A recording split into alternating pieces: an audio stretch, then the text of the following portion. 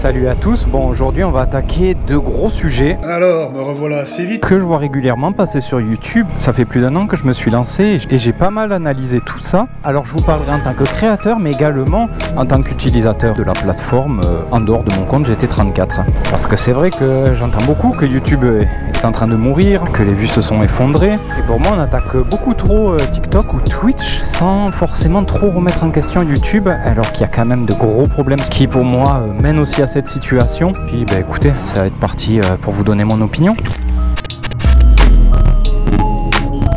Alors je précise que ce sera un peu polémique par moment, mais bon, vous connaissez la chaîne maintenant. Pas tabou. Donc en gros, est-ce que le problème des vues sur YouTube ne viendrait pas de YouTube lui-même? Première partie.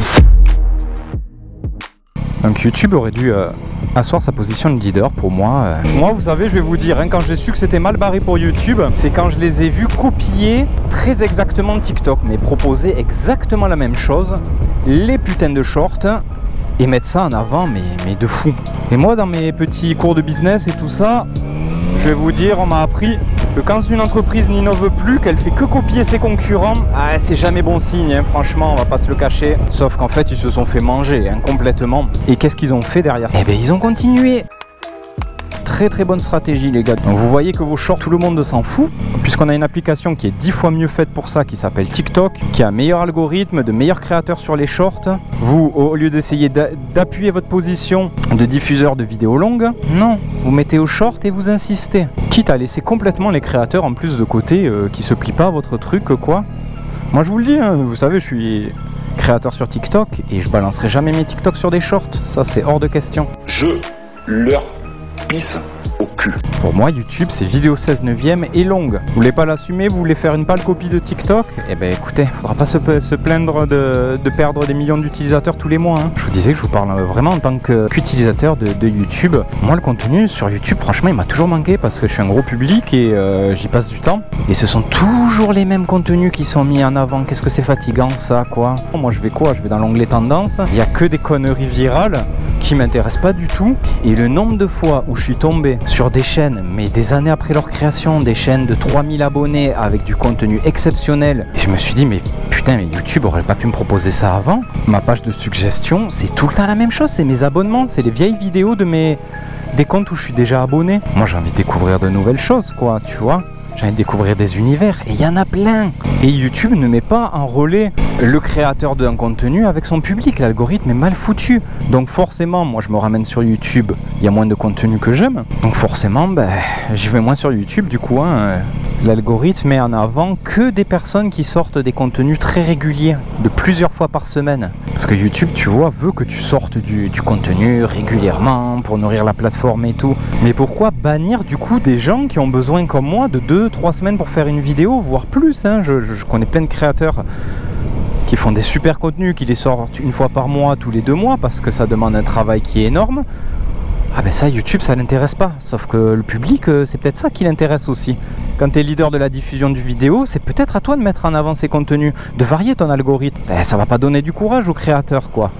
Tu vois, toi, tu es là, tu t'investis pour faire des belles vidéos sur la plateforme et tout. Et c'est comme ça que la plateforme te remercie, en te shadowban, comme on dit dans le milieu. Salut copain. Je le vois bien avec mes vidéos. Qu'est-ce qui se passe? Je vais vous le dire. Je sors une vidéo, je prends des abonnés, des vues pendant une semaine tout rond. À partir du 7e jour, ma barre d'abonnés, ma barre de vues ne bouge plus du tout.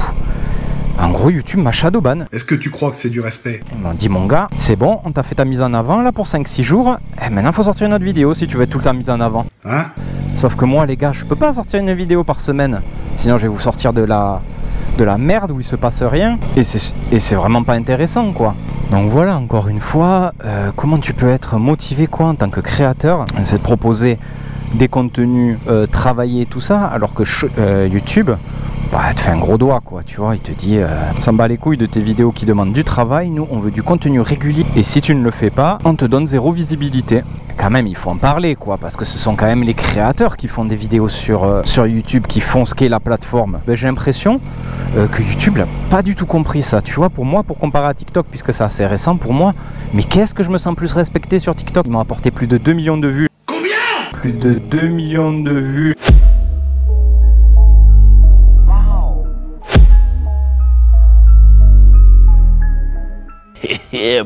J'ai reçu une notification. TikTok m'a demandé si je les autorisais à mettre mon contenu en avant, faire de la pub en fait, hein, à travers mon contenu pour la plateforme. J'ai dit oui, j'ai pris des millions de vues, quoi, c'était hallucinant. Et là, tant que créateur, tu fais waouh, putain, j'ai envie de proposer des trucs sur cette plateforme. La plateforme me respecte. YouTube, qu'est-ce qu'il fait dans le même temps? Il shadowban si tu sors pas une vidéo, il te finance de rien du tout, mais en vrai, avec les milliards qu'ils font, quoi, putain, vous pouvez pas investir juste quelques millions, c'est 0,1% pour vous de vos... Mais dans des créateurs, faire un petit fond de créateurs comme le fait TikTok, le pire, quoi. Et d'ailleurs, je pousserai cette logique même un peu plus loin. Pourquoi moi, par ma façon de parler, je suis banni de la monétisation? Alors, je vous le dis, ça c'est pour chercher la polémique, parce qu'en vrai la monétisation, par les vues, je m'en fous. Parce que d'une, ça me préfère des vidéos pour faire des vues, et ça m'intéresse pas. Parce que de deux, j'ai pas envie de pourrir mes vidéos par de la pub intempestive, j'ai pas envie de vous faire chier avec ça en fait, hein, vraiment. Hein. Mais j'en reviens, imaginons que je fasse des vidéos qui fassent beaucoup de vues, je voudrais monétiser. Alors faut savoir, dans ces vidéos, pour être monétisé, faut respecter une espèce de charte, je sais pas comment appeler ça, mais dans laquelle par exemple la vulgarité est interdite, quoi. Ah. Mais moi, tu prends le putain par exemple, le putain pour un gars du midi, tu vois, c'est la virgule. Et donc moi je devrais m'adapter, quoi, pour pouvoir gagner de l'argent en tant que créateur à travers mes vues, à un petit langage là, il faut pas choquer personne et tout ça, mais jamais de ma vie je changerai mon langage pour plaire à une entreprise, quoi. C'est vraiment, c'est tout ce que je déteste, quoi. Putain, qu'est-ce qu'on se marrait il y a 30-40 ans et tout. Là, aujourd'hui, le moindre mot dit de travers, on va te dire, oh là là, c'est vulgaire, on ne va pas monétiser cette vidéo, les pauvres annonceurs et tout dessus. Mais foutez pas de ma gueule, les gars, quand même, quoi. Vous nous prenez vraiment pour des cons. Donc voilà, moi je sens qu'on me respecte pas du tout en tant que créateur, c'est-à-dire que ma façon de m'exprimer, elle leur va pas.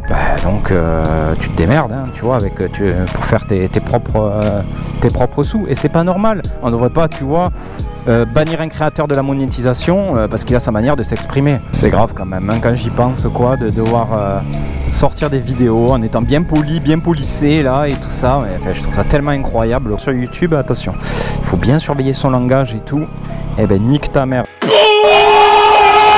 Il y a eu un autre coup aussi qui a d'ailleurs décrédibilisé YouTube. YouTube Premium, quoi. Putain, tu veux qu'on en parle d'une blague aussi, quoi? Non mais 10 balles quand même, quoi. C'est un truc, je m'en remets pas, quoi. T'as Netflix, t'as Disney+, pour le même prix, voire moins cher, quoi. T'as Amazon Prime. Salut mon poteau. Et les mecs, qu'est-ce qu'ils te proposent? Juste enlever la pub, 10 balles. Mais enfin, tu te décrédibilises une entreprise complète en faisant des modèles commerciaux pareils, quoi. Il n'y a rien qui va, quoi. C'est pas possible. Mais t'imagines d'ailleurs si TikTok il fait pareil, c'est te met 10 balles pour enlever la pub. Non mais franchement ça n'a vraiment aucun sens, hein, leur truc, hein. Donc voilà, pour résumer du coup cette première partie, pour moi manque de reconnaissance des créateurs plus manque de contenu de qualité, algorithme biaisé si tu veux, égale baisse des contenus, égale du coup baisse des vues aussi, quoi, hein. Forcément, hein, quand tu trouves plus ton compte, tu te casses ailleurs, voir si tu trouves pas mieux ailleurs. Quand j'entends que TikTok a pris des vues, je vais pas le nier, tu vois, il n'y a pas de souci. Mais YouTube a sa part de responsabilité aussi, a perdu beaucoup plus que ce qu'ils auraient dû, pour moi, que ce qu'ils auraient dû perdre normalement en fait, hein. Trop de gros défauts, les mecs se sont tirés une balle dans le pied, quoi, à un moment donné, hein. Ce qui m'amène à la deuxième partie de cette vidéo.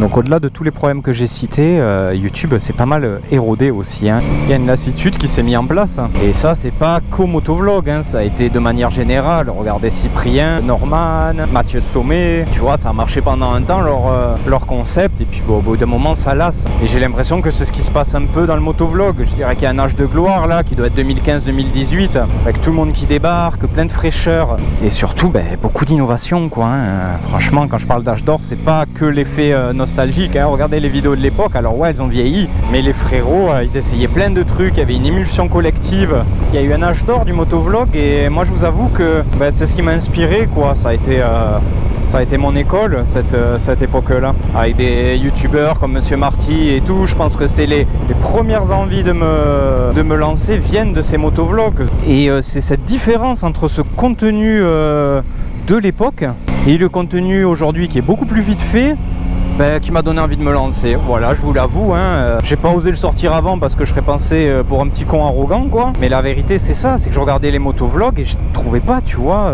Il y a bien quelques contenus qui me plaisent, quoi, mais je voyais beaucoup de youtubeurs pro, quoi, tomber vraiment dans une facilité, quoi. Et je me suis dit, mais putain, mais ils mettent pas d'effets, pas de musique. Et moi, je dis, vas-y, go, je prends ma chance, quoi. Parce que moi, je pense que la moto, on peut apporter mieux à la... On peut apporter mieux à la moto que des vidéos avec juste des cuts, quoi. Et puis voilà, fin de la vidéo, quoi. Enfin, à un moment donné, ça se travaille un peu les montages, quoi. Je pensais que ce serait tabou, mais non, c'est pas tabou. Et donc ouais, c'est cette lassitude, quoi, dans les contenus des motovlogueurs pro, je parle, hein. Alors attention, parce que j'aurais peut-être dû le préciser avant, là je parle que des gens qui sont professionnels sur YouTube, gagnent leur argent là-dedans. Là je parle pas pour mes amis qui s'amusent à partager et tout. Franchement, continuez les gars, tu vois, là il n'y a pas de problème, c'est pas de ces gens là que je parle. Et faites ce que vous pouvez, partagez votre contenu, faites-vous kiffer. Moi non, je parle de gens dont c'est le métier, qui prennent je sais pas combien pour faire une vidéo et qui te balancent des vidéos. Enfin moi franchement les gars, je sors jamais ça, hein. Enfin un minimum, quoi, de finition et tout dans ta vidéo. Alors franchement il m'a fallu vraiment beaucoup apprendre, beaucoup investir. Je pensais pas que c'était autant, hein. Je comprends des fois pourquoi on fait facile aussi, hein. Salut copain. Mais en tout cas voilà, en tout cas moi j'arrive avec cette envie, je fais ce que je peux, mais de remettre un peu cette fraîcheur de l'âge d'or où on s'amusait beaucoup dans nos motovlogs et on sortait pas des vidéos à la chaîne. Et je commence à toucher du bout du doigt un petit peu mon rêve d'apporter quelque chose de différent et surtout d'apporter quelque chose de fini par amour du travail bien fait et par amour de la moto. Je pense que la moto mérite ça, hein, en fait, hein, tout simplement, quoi. Après, je vais pas tomber dessus tous les frérots professionnels, parce que quelque part aussi, je les taille un peu là, mais je le comprends, je l'ai expliqué dans ma partie 1 sur YouTube. Tu vas te faire chier à te retrouver devant des dizaines et des dizaines d'heures de montage pour me faire moins de vues qu'un truc où tu es pour rien. Là, ça se plante devant moi et ça part à des centaines de milliers de vues, quoi. Ouais, donc c'est un peu, je comprends que ça peut être un peu décourageant, quoi, sur les bords, et qu'on soit tombé dans le plus, mais avec moins de travail, quoi. Je peux après l'analyse que j'ai livrée de YouTube, ouais, je peux le comprendre qu'on soit parti là-dedans, mais que tout le monde quasiment soit parti là-dedans, ça peut-être je le comprends un peu moins, quoi. Puis plus ça va, quoi, plus les vidéos sont vraiment simples, quoi, hein. On se prend de moins en moins la tête. Et ben moi, écoute, ce sera peut-être pas porteur. Si ça marche ou pas, il va falloir me donner la force, les gars, hein, parce qu'on n'est pas beaucoup à faire ça. Mais pour moi, une vidéo, ça doit être que tu te régales de regarder ça, que t'aies pas envie de couper en plein milieu, et que ça soit différent à chaque fois aussi, tout simplement, quoi. Parce que franchement, je parlais au début de ce chapitre de redondance des contenus, mais bon, vu comment YouTube te récompense, et comme je disais il y a 2 secondes, ouais, bon, ça peut se comprendre aussi à un moment donné, que t'aies pas envie de te casser le cul à faire des vidéos, quoi, ultra qualitatives. Je pense que c'est à nous, de créateurs, de redonner de l'intérêt au motovlog, quoi. On peut pas se plaindre, comme j'en entends chaque semaine, que tu fais pas de vues, à essayer de faire mieux, quoi. Je pensais pas que j'allais dire ces choses-là. Mais c'est à nous, les créateurs, on a envie que le public revienne. C'est qu'il n'y a pas énormément de public qui est intéressé par le motovlog. Alors, est-ce que c'est parce que ça a toujours été comme ça, ou c'est que le public s'est lassé? Ça, je peux pas y répondre. Ce que je constate juste, c'est qu'on faisait énormément plus de vues et qu'il y avait énormément plus d'engouement. Eh bien, il y a un moment déjà. Je pense que l'intérêt pour le motovlog, il s'est pas mal perdu. Alors ça, si c'est dû à la redondance des contenus ou pas, j'en sais rien du tout. Est-ce que d'essayer de faire des vidéos plus quali, ça va y changer quelque chose? Bah je le dis même pas, hein, j'en sais rien en fait, hein. Mais c'est pas en proposant du coup des contenus vite fait bien faits que les choses elles vont s'améliorer, quoi. Les vues des road rage, c'est universel. Je comprends même pas qu'on puisse se comparer nos vues à ça, quoi. Les vues des road rage, ça concerne tout le monde. Entre quelqu'un qui va tomber sur ça, sur une embrouille, c'est émotionnel, même si c'est des mauvaises émotions et tout ça. Il se passe quelque chose, tu vois, t'as envie de voir comment ça va finir. Et c'est pas dû à la moto, c'est dans n'importe quel... dès qu'il y a les vidéos de bagarre, elles ont toujours bombardé. Oh, le joli rouge. Les vidéos de bagarre, elles ont toujours plus canardé, je sais pas moi, que des vidéos, des documentaires de Nota Bene, quoi. Enfin, c'est comme ça et on peut rien y faire, quoi. Ça sert à rien de se comparer à ça. C'est pas du tout le même public, quoi. Comme je vous disais, allez voir les vues du motovlog. Le public du motovlog, il est vraiment pas énorme, hein. Donc ouais, j'ai l'impression des fois qu'on découvre un peu la lune, quoi. Qu'on découvre que les anges de la télé-réalité, ça fera toujours plus de vues qu'une émission d'Arte, quoi. Ben ouais, mais bon, c'est comme ça la vie, hein, et dire allez les gars, ça y changera rien, quoi, hein. Moi je pense qu'il faut plus trouver un équilibre entre du fun et tout, parce qu'on n'a pas envie de se prendre la tête, et profiter de ce fun pour y placer des trucs sérieux dedans, quoi. Donc voilà les amis, cette vidéo touche à sa fin, et j'espère que vous aurez apprécié d'avoir mon point de vue, parce que je tenais vraiment à vous faire ces retours là, j'entends beaucoup de choses et ben écoutez, ça fait du bien d'amener sa pierre à l'édifice, ça c'est sûr. Oui, ben t'es sans interdit toi, ouais, t'as vraiment du mal toi. J'espère vraiment aussi qu'il pourra mener des pistes aux créateurs. En tout cas, n'hésitez pas, la section commentaires, salut. La section commentaires, ma section messages privés, tout est ouvert, donc n'hésitez pas.